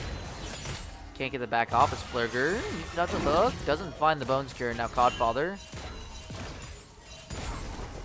Getting chipped down a little bit here. Taking the aggressive path back to lane. And yeah, two shock, by the way, he's gotten 4 solo plates topside. Yeah, no, he's just chilling. He's been doing... He's 114 to 33 CS. Yeah. It is a 2. It's Mundo. What do you expect? There's expectations and there's this. as mid lane, Hungry Hawk going in on the Luniverse here. Finds the ultimate, a lot of damage going through. Luniverse first of all the ulti early. Pajama Agent trying to find the re-engage, but he just getting, not even need to use the dash as Hungry Hawk grabs that kill. Overextension from the Luniverse looking for that kill on a Pajama Agent as Thanos Gibby tries to follow up. But of course, Katarina, you had a dash on a very short cooldown that goes to your own allies as well. Now Thanos Gibby might have a terribly tough time contesting Scuttle Crab. It's a great ignite, great follow-up by Hungry Hawk. Well played into the very correctly stated overextended Luniverse. Ooh, third finally gets tagged. Great. 50 caliber net away to dodge diagonally, mind you, from the Jin W. I would also like to point out that I don't think I stated this clearly enough in draft when you asked this originally. Mundo beats Malphite. Yes, I understand, but does he beat him almost Yes! Flame Horizon at 14 minutes? Yes! This is what happens. I am pressing X to doubt, although I am doubting Nico Reed's ability to survive this fight without using the Unstoppable Forces disengage, as he is just getting chunked low. Finally uses it. Is in the bot lane. Codfather might be dead again. There comes the Ignite. The Bone Scare just for measures as Two Shock grabs that kill. Meanwhile, or not Two Shock. Two Shock does grab a kill on him out by top lane, but he is shut down. Pajama Agent and Hungry Hawk there to contest. My mistake. I was seeing the wrong champions. As Jin trying to reset here under tower, does get it off. And Luniverse does manage to get a mid lane turret. So while Pajama Agent has been roaming quite a bit around the map, is finding some kills, does have Ripmaker in inventory, has been an advantage over the Echo in terms of the actual laning, getting that pressure on our turret, and allowing Thanos Gibby especially to go around and start collecting a few of these marks. Gromp now going to be secured as well for the Kindred. Yeah, Bang is really pulling back their Hungry Hawk, lane does he prio. spot out Thanos Gibby? Yes, does, with the Oracle Lens. Goes in W, dodge by Thanos Gibby. Now Hungry Hawk in trouble. Has to flash away. Thanos Gibby, the flash in place. Finally gets the damage through, but now it is a team fight. Thanos Gibby might not want to be here for very much longer. Pajama Agent going in. Stunk finds his way on to Godfather, but he's going to be just fine in the lens fight. Teleport coming down. It's going to be the Malphite who's here first, but no one's off before there. Pajama Agent on a killing spree. There comes the ultimate Paradox. Left all alone as Luniverse still kiting back and forth. Flurger now caught on the wrong side of the rip. Pajama Agent trying to follow as the Zac W's forward. Flurger can't sidestep well enough. Smited, taken, shut down. Nico Reed with the boulder toss. Just gonna shot put that in the middle and grab another one. And well, it initially looked really good for Bang. Finds the Zac passive. It's an overextension by Thanos Gibby, an overextension by Flurger on the side, and the collapse by KROG is flawless. Yeah, great TP by Nico too, saving Hungry Hawk there in the middle of that fight. Very well observed by him to save his teammate's life. Very good. I think the difference is really right now is that even though they might be losing, they're not. KROG isn't really losing as hard in terms of lanes because they're really making up for it with the Katarina roams in terms of gold. The gold diff currently resides in the solo lane, is in top lane and bot lane. That's where it's the pretty two, significant. and it's about half and half between the two of them. When a Yuumi has more gold than a Pyke, whose passive is to generate double gold off his ultimate, there are problems. There are usually some problems, some underlying conditions that may cause that. But they are making up for it with Katarina roam, and because of that, they are able to hold their own like that in an overextended team fight. And plus, when you have Malphite to back it up, they ended up pretty well for themselves. So it's not as gapped as it may seem right now with the 4K gold lead for the side of KROG, or for Bang, I should say. Excuse me. It's not really as extreme as it currently seems, but they can win the team fight as long as they don't get overextended like that. Is to know that was a 5v4. The ginormous gold lead that is Mundo was not present for that fight, so quite a bit of a disadvantage in terms of gold for Bang. Yeah. And Two Shock just continues playing top. Has the Herald as well, so probably just going to pressure this as the Dragon is started. Luniverse does have a possible flank on Echo if he decides to go over the wall here.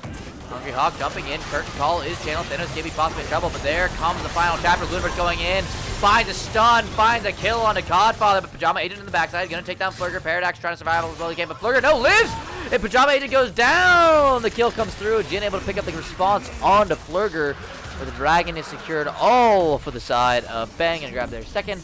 As top lane as well in trouble. The Herald going to grab a charge off onto that tier 2. And tier 3 going to be the target next for 2Shock. Split pushing away. The 4v4 goes splendidly for Bang. He's going to increase their gold lead to around just shy of 6K. Great macro by Bang, acknowledging that Malphite did not have TP as he used it in the last team fight. Mundo securing Herald and using it to put that top prio because Malphite is stuck there. He chose to go top to try and stop the Mundo, which I'm not really sure, which was good because it kept him from taking Inhib Tower, because he most definitely would.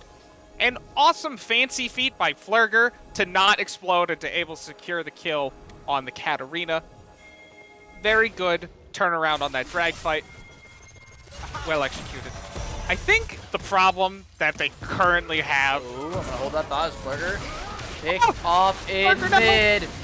No escape for the AD carry. Got a little bit healing by some time as 2Shock comes through, but I'm not sure that's much for the Mundo to do at this point. And that is an overextension with, again, no support by an AD carry. The nature of the role is you are basically deceased. See, KROG can do that. I'm glad that happened, because that really kind of proves my point. KROG can do that all they want. Oh, watch the Dom Agent on this flank here. Knows he's unseen. Engage coming through. Clock chapter. Oh, he misses. Out, but no, the engage is perfect. And now the combo comes through. 2Shock, the last man standing. Pajama Agent looking to clean it up. Finds a kill on a Godfather, but still falls down. And that is the wombo that they were looking for. 5v3 in the mid lane. No Lambs or Spite to be channeled. Knocked up CC the whole duration. And now it's just Flurger and Luniverse versus the world as Nightlark. Stunned up. Luniverse finds the insta-kill. It's Pajama Agent looking for Flurger. Didn't find him last time. Looking for him this time around. No Yumi to be had. There comes the ace in the hole. Luniverse looking to pursue. Finds the E. Finds the Q. But the dash away is good. Flurger. One more auto attack will do it. He just can't get there. The heal. Not enough. Luniverse has to flash for it. Finally gets it. Flurger now in trouble. Hungry Hawk going to grab him back. But the bind is there. The stun is down. The 50 caliber neck connects. And that's all they need to get the pass. And Nico next on the table. Luniverse and Flurger, the two carries, gonna do it all. Hungry Hawk falls as well. The double kill over to the Luniverse, 6-2 on the Echo. And just when you think it looks like KROG has got a lead, Bang shoot right back in the 2v4. Chrono recall engaged. So I think there was a slight oversight on the side of KROG. That being that they didn't actually kill any of the carries. And they kind of mayhaps forgot that the two, discounting Mundo, the other two most gold-laden people on the team. Paradox, no! You're just a little boy! Rooted, possibly taken down, can't be by Nightlark. Grabs the kill, the teleport's coming in from Jama. They're gonna look for the fight here. No, we'll just back away after the heal is used by Nightlark. So good pick onto the Yumi. Once again, same thing as AD carry. Can't be alone. No. General note. It's so sad. Oh, why would they do that? So mean. It is quite an unfortunate position to be had. Now KROG do get another pick. Still though, down 6,000 gold at just 21 minutes. Quite a mountain left to climb. The Flame Horizon in the top lane for 2Shock yet to be closed down. Now it is one mythic completion at least for Nico Nikari, so he's getting some itemization in, but Mundo already working on to that third item. Terrifying on this pick. Lord Dom's also completed here, but Thanos Gibby's going to be doing much more damage. Zac to the Malphite. Much easier time for him. Still working on that. I think it's Force of going Nature? to be... I was looking at Flurger's build path, because did buy the armor pendant for Craps, but Pajama Agent just going to get chunked low here. And it's going to be the 5-stack Nayram to open up pressure for Dragon in 30 seconds. Yes, it looks like Flurger is going Phantom Dancer second, and then we'll finish the Dominix for his third item. Universe is got a flank here. There's no vision on this bot side as well.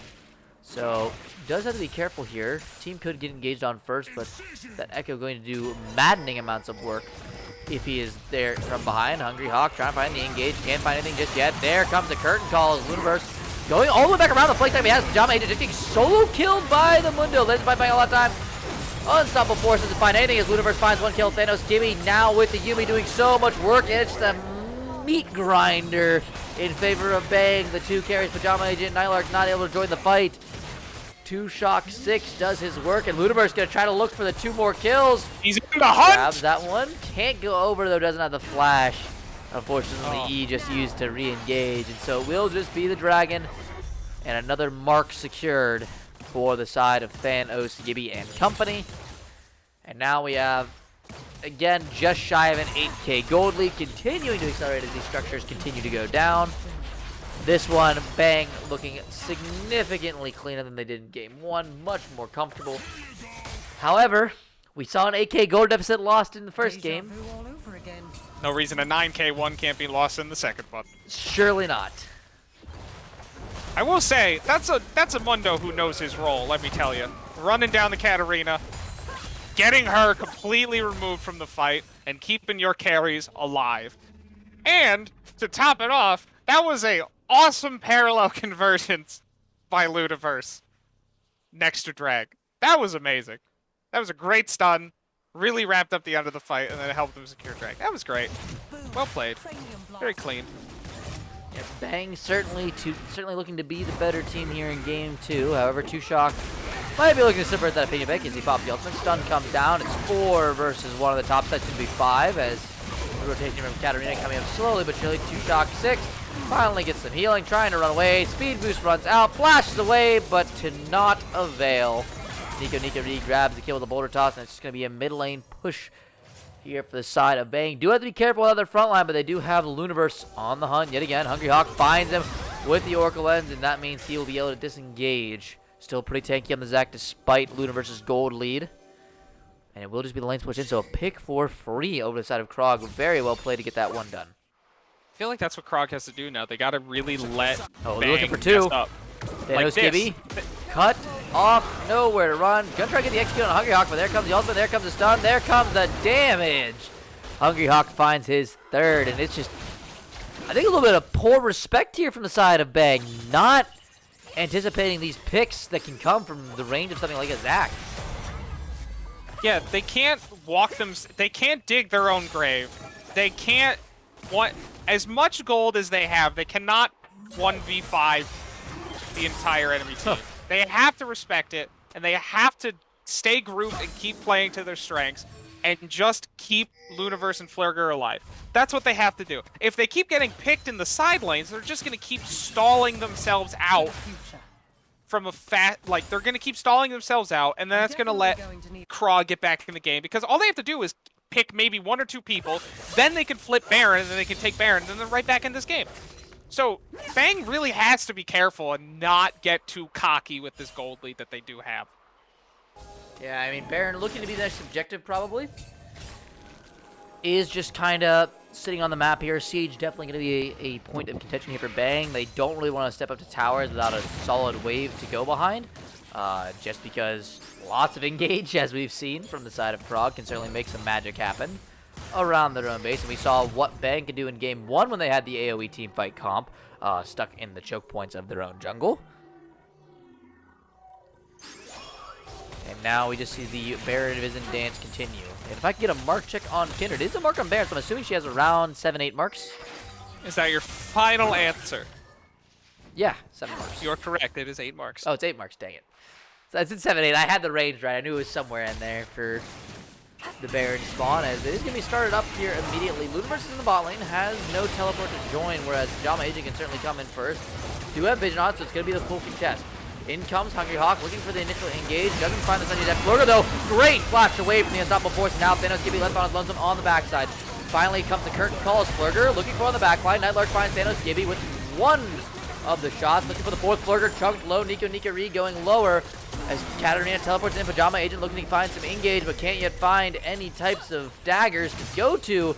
Flurger now bush cheesing, finds some shots. 2 Shock with a cleaver, and it will just be the disengage for now as Ludiverse looking for Nightlark, smells his fear. There's the Proto Belt, the E, and the kill.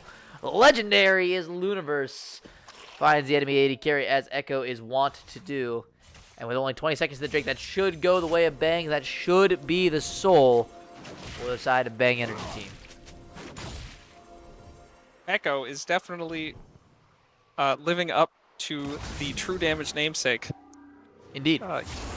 He is living like a giant, and he is just vicious in his pursuit for victory. Also, I don't think really KROG can really do anything about the soul right here, and that's not good at all when you have a Mundo, Echo, a Mundo, Yumi. oh, Kindred, you like all of these are just awful ults to have soul to have that much cooldown on. It's not good. And Mundo at the point where his passive just instantly resets when he grabs one of his baubles. Oh, Flurker though, overextended. Bone Skewer connects, the damage is there. Yumi next on the menu. Paradox though finds way out of 2-Shock. Definitely gonna be a lot harder of a champion to take down. Either way, great pick.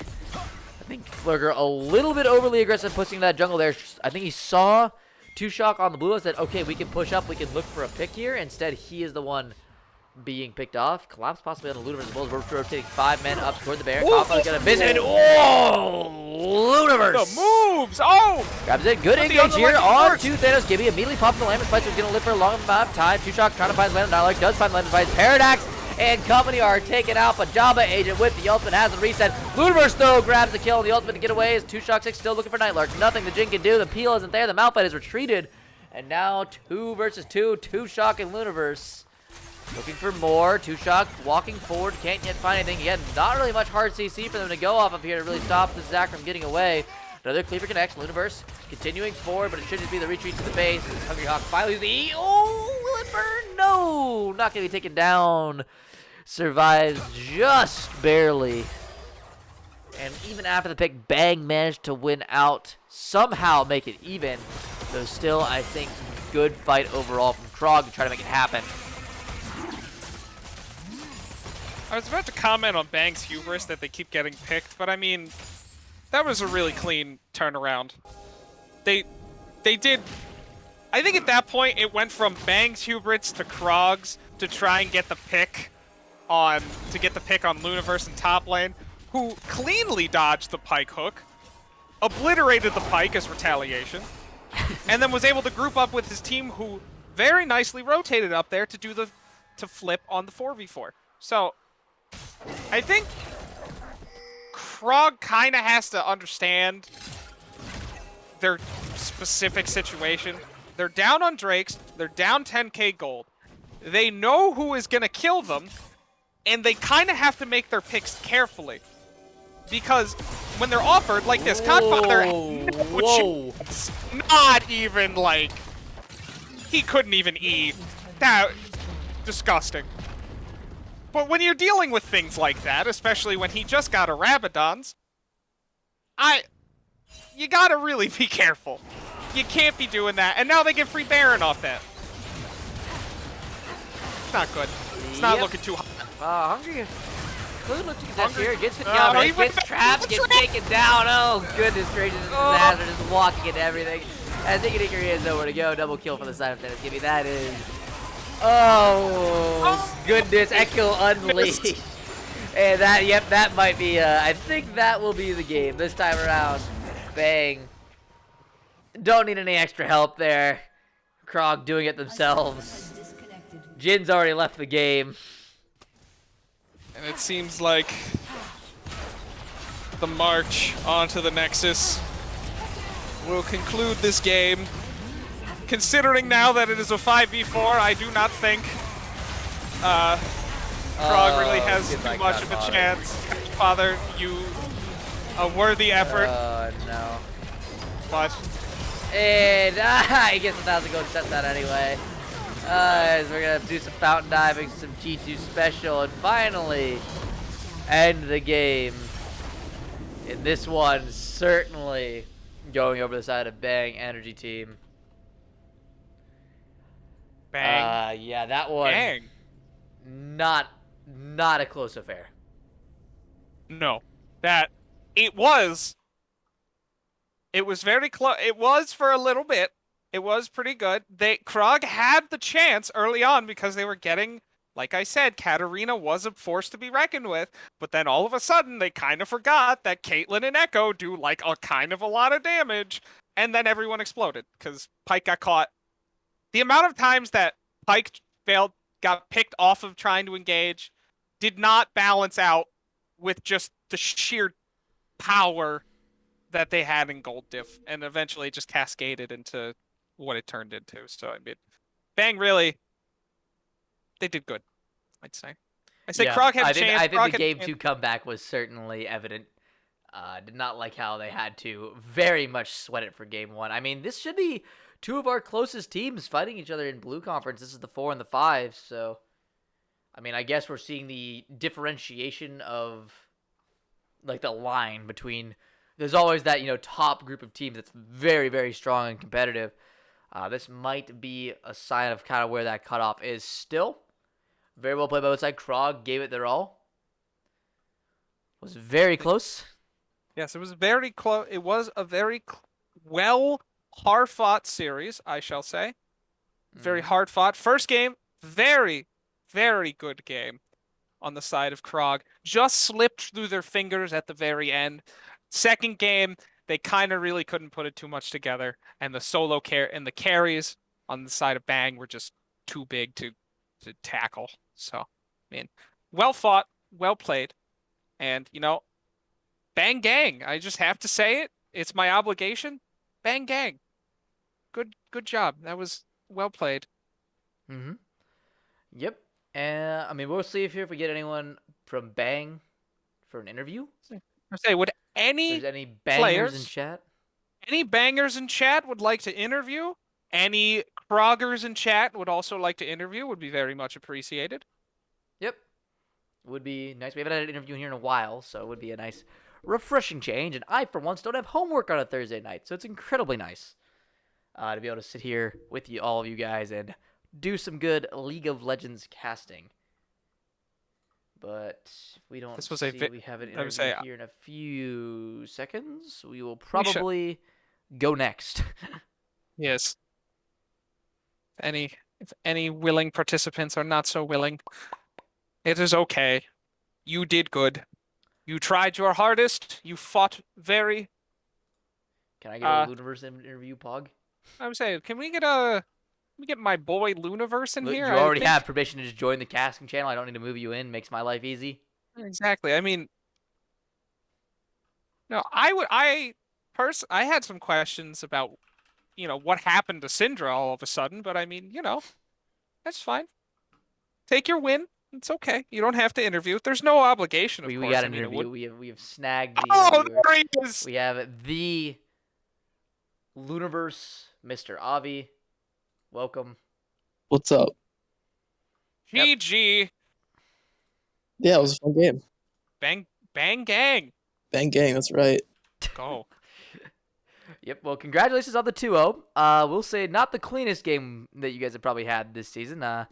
Game 1 in particular, we'll start off in chronological order for this one. Like the comp, picking for the team fighting, what went wrong in the early game that kind of put you guys down that much in your mind? So, I think that my jungler tends to have a tendency to run it down. So that's kind of his specialty sometimes. He either plays like a human or he plays like his point value doesn't really represent his skill. He said Viego was good, and then I saw him building Wit's End, and then I was thinking maybe I don't let him play Viego anymore. Yeah, the Wit's End second was a little interesting, considering he was down gold. Yeah. And not really doing much of anything until 25 minutes into the game. I was actually going to ask him about that in the middle of the game, but at that point we were losing, and I've had a lot of ranked experience where if I question someone, they may just run it down again even harder. He's got a bit of an ego, so I'd say that's really a liability you can't really take in those tense situations. Because if I ruined his mental even more, he would have kept running it down, and I think I was just trying to carry him through the game. So I was thinking if his mental deteriorated anymore, it'd be a little harder to carry him. But if I was him, I probably would have just opted for the QSS that game for MR. Good value against Lissandra, good value against Mordekaiser. Then Mordekaiser was going tank. Lissandra wasn't really doing much damage. Went Everfrost, so even less damage in my opinion. So I don't think that much MR was necessary. Would have rather just gone Steric second. But I just let him do what he did and kind of ignored him for that game. It worked out. Like a little school child, he just played around in the sandpit. That is the first time I ever heard that analogy used in the League of Legends. I mean, thank listen, you at for least it. you were there to help him. True, were yeah. You were there to hand him his sand pail so he could make the castle that was your victory. Yeah, I mean, it's whatever. He got carried again. That's kind of what I was thinking of, this season, just kind of dragging the old man along to a championship because he hasn't been so lucky so far. So Finally he's trying in to his get Bang out wheelchair. of the semifinals. Yeah, he's in his wheelchair, so I just got to push him along. Can I ask so was that like the turning point when you realized that Mr. Gibby was not really participating too much in the macro sense, that you really kind of just like flipped the switch and just started like popping off on Syndra? Because it really was a very dramatic turn Yeah. from you getting frozen tombed into the dirt to Mhm. you stunning everybody, and it's including over like 4 walls, which was pretty nice. There was a little flavor there. That was pretty clean. What changed? Was it just like the natural development of the game? Like, did you get more gold? Did you just kind of have that moment, or like, oh, I have to try now? What happened? Yeah, so that'll happen in a couple of our games, even in some of the competitive games, where I'm like, well, this game is pretty losable, so I'm just going to sit in the side lane for a few minutes and get myself some gold. I got the bot tower. I was pretty confident that nobody could really match me 1v1, and I got enough ward covers that I was confident that Zed Yumi couldn't come, and especially if Zed Yumi showed somewhere on the map, then I was pretty confident that I would just beat anyone that came up to me 1v1, so I just kind of sat in the side lane, farmed camps, farmed the waves, and then got some items. Eventually we started team fighting, and I don't want to flame, but there were some team fights where the Mordekaiser kind of mispositioned and got silenced into CC and just kind of got the one, I think the fighter around It top was jungle around where red buff both times.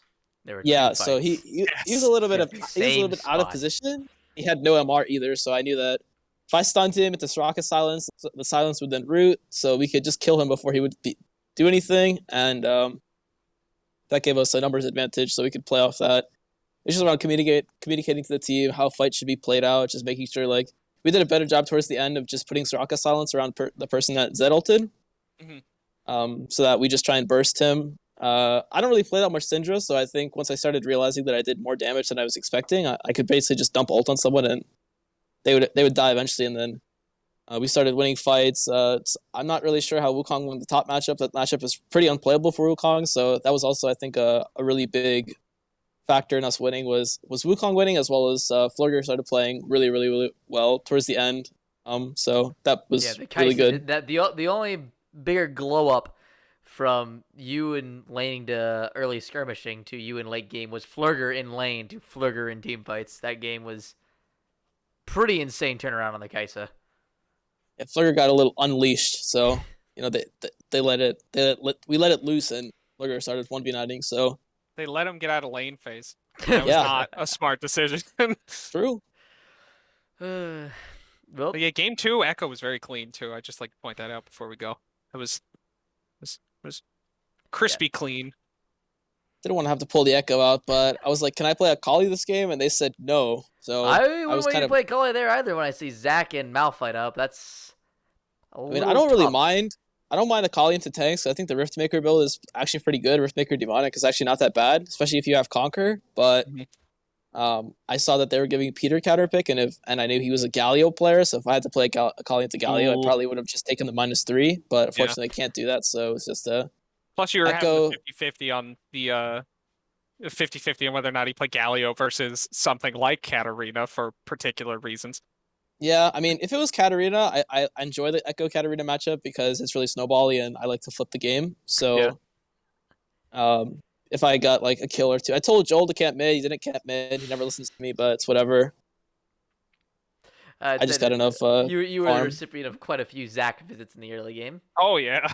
Yeah, that happens. It's fine. I have a Generally. lot of fans. I understand that. I mean, we don't really have too much to talk about game 2. That was more or less just a smash in your favor. A few picks here and there that kind of turned the game a little bit in KROG's favor. But game 2, very cleanly played by Bang overall. Now, the one question I have for you going out, and you don't have to answer it terribly truthfully if you don't want to, but Yumi priority. We've been seeing it at Worlds, and now we're seeing it in PSU LCS. Is this the pick that takes over the PSU LCS meta?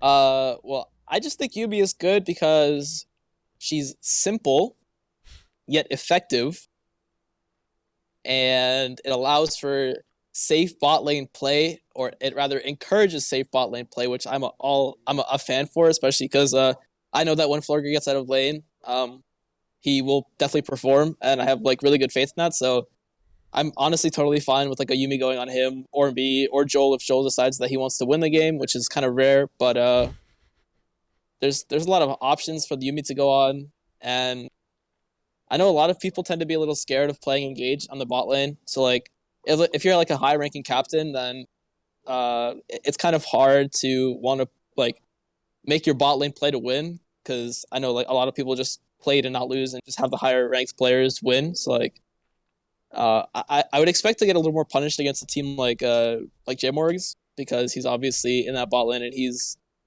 pretty experienced with the role. So we'll see how that strat works against like stronger bot lanes, but against bot lanes that are like maybe not as experienced or not as willing to play to stomp lane, Yumi has a lot of value. Yeah. I mean, lucky for you guys, going to be avoiding the running it down duo for quite a while here, as that's not going to be until a playoff potential matchup. But 2-0 certainly positioning you guys well within the race. I believe you guys were 4th going into this game. I have no idea. I haven't looked at the rankings. You were tied for... Oh, it's already in. Never mind. You were currently 2nd after the 2-0. Mm-hmm. So, very well played. You went from 9 to 11 wins. Certainly toward the top of the leaderboard, just a few games under Mitmock's team, who is currently 13-1. The monsters of the blue division so far. But yeah, I mean, he's playing the most broken role, second most broken role in the game, so it's whatever. Fair enough. I was gonna say like, oh, we have strong jungle versus jungle matchup, but the more games I play, the less faith I have in Joel. But it's fine. It's no! Fine. Oh no! It's fine. Fine. It's the next. Joel likes to flip. Smithy angle. Mitmock likes to flip. I think if I can participate in the flipping and maybe swing it towards our favor, Mitmock will get tilted and start running it down, as jungle players tend to do. Mm-hmm. Then I think that's our win con, is just tilting Mitmock and making him run it down. Very well said, sir. Now, that's all the questions I think we have here for you on the cast. Again, congratulations on the 2-0. Well fought game 1 and well played game 2. Hope to see more of you guys back on the Rift as we continue to head towards playoffs, just 3 more weeks away to the end of the season after that Week 11 matchups. So we'll be seeing, I hope, plenty more of Bang, and possibly seeing them get past the semifinals level for the first time. Until then, thank you very much, Avi. Always thanks, good. Everyone. We'll catch you guys later. Best of luck. See ya. All right, and that's going to be it for what we have here on cast. It is a 2-0 finish up here for Bang Energy Team. I'll adjust the score here just for bookkeeping's sake real quick. 2-0 for Bang. Beautifully played games once again. Thank you guys very much for tuning in and watching. I hope you had the banger that we promised, because it certainly was for us on the casting end. Other matches that are coming up currently over on Next to Radio's Twitch channel. It's just Next to Radio. It's probably in self-promo in the Discord. Hit him up. He is doing a POV stream for King Kong Gorillas, which are currently tied for 2nd in the White Conference with Deathcap for Cutie, against Running It Down, who is currently in 4th, I think. So very, very precise matchup. If Running It Down gets the 2-0, they are tied as well for that 2nd place spot. So it is going to need to be quite an impactful game in terms of the top end standings for White Conference. Do make sure you tune in on his channel. We're plugging it here. As for other games this week, we currently don't have any on the schedule that I know of just yet, because a whole bunch of people just put Sunday on, and I don't know if they're games for this week or not, or last week. So Oh my god, speaking of next to radio stream, he just got first off a crazy gang top lane. Please, hurry up, the game just started. He just got a crazy Over. gang. He's popping off now. Just popped off. He killed an Aurelia and Sejuani. It's crazy.